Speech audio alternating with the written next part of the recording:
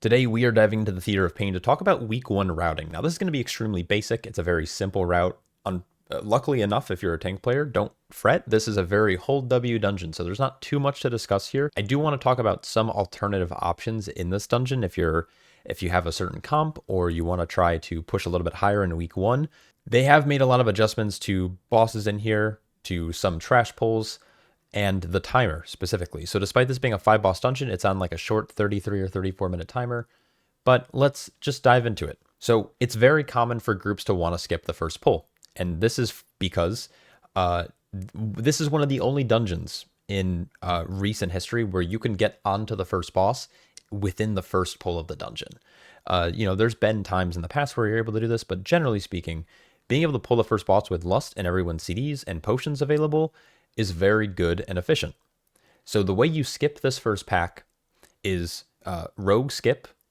You could technically invis skip as well. Now do keep in mind that the Raging Bloodhorn has Spectral Sight, so you do need to be a little careful when you do this. The tank needs to be out in front of everyone else, and they need to make sure they're getting ahead of everyone else. You can also do this with Cage or Imprison from the Demon Hunter. Paralysis with a Ring Skip also works. Mind Soothe. Very fortunately, both Priest and Mistweaver are looking very strong and popular this next season, so you probably more than likely have access to doing a skip like this. But if you happen to not skip it, you can simply just pull this pack into the Bloodhorn, and that is totally fine. The contenders are a little dangerous for the tank, and the Raging Bloodhorn does group damage that you can soothe, so keep an eye out for that. Next, you'll go into boss. So whether you skip or you don't skip, you'll have either like 3% count or 7% count. Anyways, heading into the Theater of Pain. We're going to head into Zav's Wing first. I like going here because I think it's better for Lust timings. You can't really make efficient use for Lust out of any of these bosses. In the highest level of keys, it might come up during Zav, which is important. In low enough keys, it comes up in Gorechop's Wing, which is also very nice for... There's larger pulls in there, easier time for DPS just to kind of blast.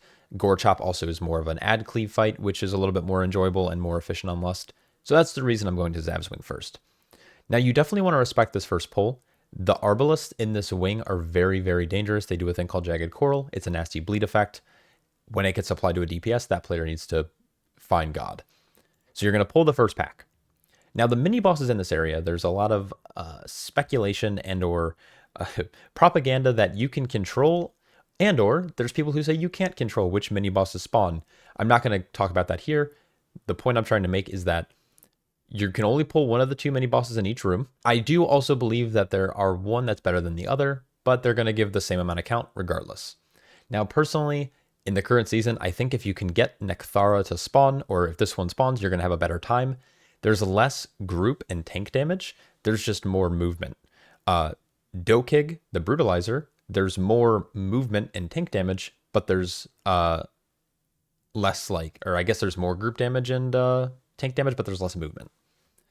So you can look at these in either way. But basically, I don't recommend pulling the Arbalists or Conscripts into the Mangler on high keys because it could be lethal. But do what you got to do. Anyways, the next pull will be another set of mini-bosses. What's interesting about these two is that they're equal. They're about equal in terms of difficulty. They both are very easy, and you can line of sight their mechanics. So what I recommend doing is tanking them on the stairs here.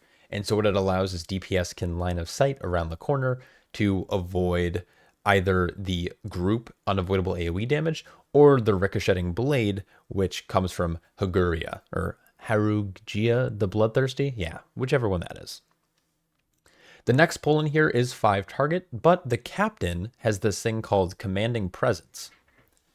Now what this does is it makes everything else near him take 75% reduced area of effect damage. Now, not everything that is AoE is AoE. Chain Lightning, for example, is not coded as an AoE spell, so Shamans do very well here. Things like Pyro, I think Ignite Spreading also doesn't matter as much. Things like that can really melt this pack, but for the most part, you want to focus down Captain, and then after that, there are 2 Arbalists in here. These mobs are very dangerous. You should try to dispatch them as quickly as possible.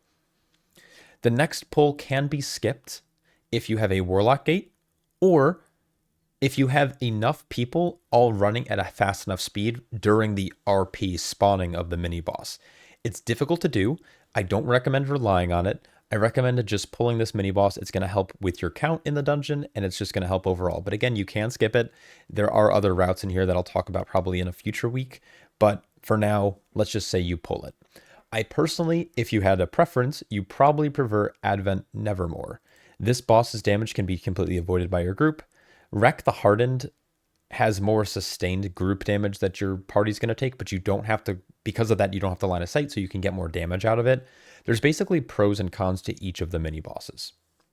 Last but not least, you're going to find yourself on Zav the Unfallen. Just as a quick note, I have done boss guides already for these, so if you're interested in those videos, I'll have it on screen here. I'll link it down below. It's also on my channel. It's in my Discord. There's tons of places you can find it. Anyways, the next wing I recommend going to is Gorechop's wing. The reason for this is generally what you're going to see in the average key, depending on your level, is Lust is going to come up for this pull here. So this is a great Lust pull. There's a lot of mobs. Now you do need to be careful. These disgusting refuses do this thing called Leaping Thrash. It does a lot of damage. You should be committing a defensive here. You're not going to need your defensive for the next pull or two. So use everything here. All your offensives, all your defensives. You can do one big pull. You can also split it up if you'd like. The big casts to look out for here are from the Blighted Sludge Spewer. They do something called Withering Discharge. This does a nasty amount of group damage, and I believe, if I'm not mistaken, it makes you do less damage if this goes off. So you don't want this to ever go off. You also have something like Meat Shield coming from the Diseased Horror. This can be kicked, but what I recommend doing is saving a CC for it. Because once the cast starts, it can be interrupted or stunned, and it won't recast. The next pull is going to be pretty just hold W. It's 2 Spewers and a Putrid Butcher. Now, the Butcher is interesting because the Butcher does this thing called Devour Flesh. Tanks, this will heal the mob based on the damage dealt to the tank. So you want to make sure you're using a defensive or mitigating as much damage as you can every single time. Prot Warriors are going to have a very easy time at this. Things like Demon Hunter, not so much. Next, there are these mobs, which on MB or in Keystone Guru, it's a little weird. These rancid gas bags can be avoided, and you're going to want to. The way you do this is by hugging the wall, and when the mob reaches the very end of its pat, it stops for a few seconds, and this gives you enough time to sneak down into the lower Barrow of Carnage. Next, you have this 5-target pull. Probably just do this by itself. You're going to basically see a repeat of the mobs that you've already dealt with upstairs. The next thing you're going to pull is you're going to pull the Rancid Gas Bag, and when you approach the middle of this kind of like little hallway walkway, you're going to get a bunch of little refuses as well as a Sludge Spewer that's going to pop out, and they're going to start leaping all over your party. I recommend everyone stay in melee if they can. It allows you to maximize cleave. And then last but not least, you have the 2 guys at the end of the hallway. Now, personally, I like pulling this into Gorechop. There isn't a lot of tank damage from Gorechop. The tank can generally handle himself. If you don't want to do that, obviously just pull them by themselves. But 2-target cleave, pulling it onto Gorechop, very efficient for Lust if you have it here as well, if you didn't happen to use it upstairs. So next, we're going to be heading into the last wing, which is the Altars of Agony. Now, there's a couple ways to do this. I've seen some groups split this into 2 pulls. I've seen some groups split this into, or make this 1 pull. There's also a strategy where you pull all of these packs together onto the Portal Guardian. As a new tank, I don't recommend doing that, despite how much DPS want to. If you can pull off getting the entire hallway grouped up, it's very efficient, but do what you can in this hallway. It's not too scary. The Portal Guardians do a lot of group damage through their Soulstorm, and they apply a Curse Dispel that causes people to take more shadow damage. So if you have a Curse Dispel, great. If you don't, use a defensive. When you kill the Portal Guardian, he drops a little orb. You want to take that orb and personally go to the right teleporter. It'll take you to 2 Bone Maguses. Bone Maguses are they're very frail. Basically, all you have to do is have 1 purge in your group, and it removes half of their health in 1 global, if not more. So use Spell Steal, use Dispel, use Purge, remove those shields. Arcane Torrent also works for Blood Elves, and to blow these guys up, their Bone Spear does lethal damage, so make sure you're kicking that. The next pull is going to be a Portal Guardian, a Magus, and a Soulbinder. Soulbinder, he casts Necrotic Bolt, but Necrotic Bolt Volley is the dangerous cast you want to keep an eye out for. Generally, the tank watches this. And then again, once you kill this pack, I recommend going to the right. The left has 2 Nefarious Dark Speakers, which just are obnoxious. They have a Curse Dispel that's very annoying to deal with. They force your casters to move a lot. There's a frontal that can knock you back, and even if it doesn't knock you off the platform, it can knock you into these Shackled Souls on the side, which can also, that could lead to a wipe. It's just safer to go to the right here. Basically, pull this middle pull, and then head through the last teleporter to get your last percentage here. Now, if you skipped anything in the dungeon, which it definitely is possible to, you will actually make up count by pulling these side magicians, these side maguses here on this platform with the Bone Reaver.